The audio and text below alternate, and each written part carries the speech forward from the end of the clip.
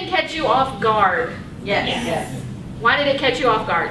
Because they were irrational. Like, who pulls down their shirt shows you their tattoo and everything. Wow, that is irrational. Yes. I guess since we don't know the situation and getting put in, like, we're more or less getting put off guard and you having to, like, think on your feet for the actual rational response and not say, what are you doing in a professional way? Thinking of a professional response to irrationality it's very hard to do if you're not expected to do it all the time. You don't have that experience to fall back on. And I can't express enough how you need to think through your worst case scenarios ahead of time. And you've got to practice your game face. You really need to get in front of a mirror and have somebody off to the side saying something crazy to you and practice that game face, because you can't show on your face what you're thinking.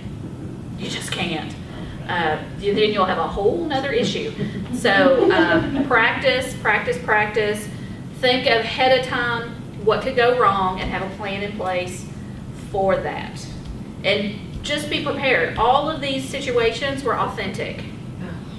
And that's terrifying to me. But based on my experience, hey, nothing surprises me anymore. I mean, really. What are some of the more remarkable parent-teacher conference situations you found yourself in? They each are very unique. Yeah. And the key is as long as you're prepared going into it, not with your opinion, but with data to support what you're saying, it's really hard for them to question you. Okay. Sometimes it may be beneficial for you to have the kid in there. I know my husband is a pro at this. They will, and he was a high school principal, so they would bring the kid in, and if there was a dispute where the kid went home and said something that wasn't true, bring that kid in to that conference with the parent and call them out in front of the parent. And then what you see is that parent looking at that kid, and then all of a sudden they, let them have it. So very seldom have they had somebody defend the kid.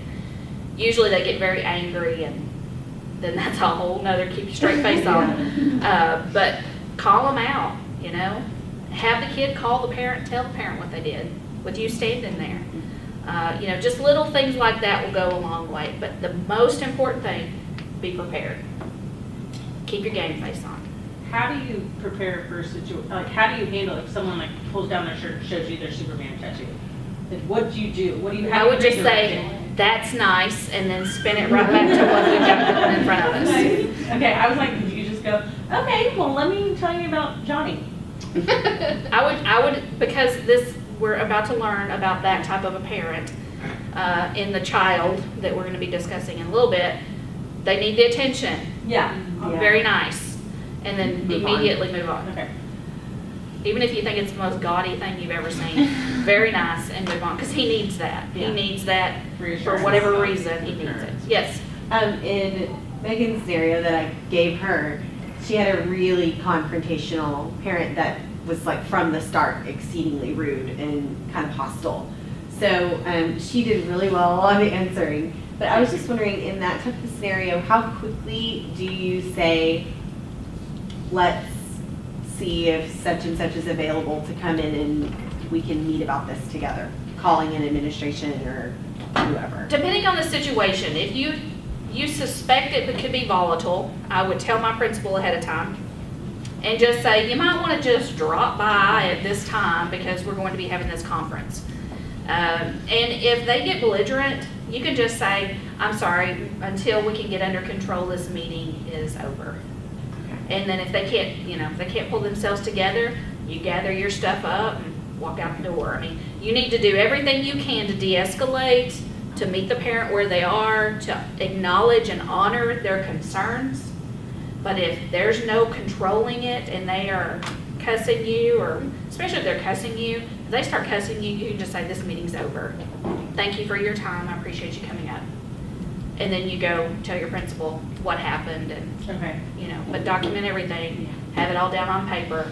But you do not have to take abuse from parents. So don't get defensive, don't become them, don't give them the attitude they're giving you, don't yell at them like they're yelling at you. You can just call the meeting, say, thank you very much, I appreciate your time, and just say, this meeting is over. Okay, so as soon as they start cussing, you bow out. Nobody, you do not have to deal with cussing. Okay.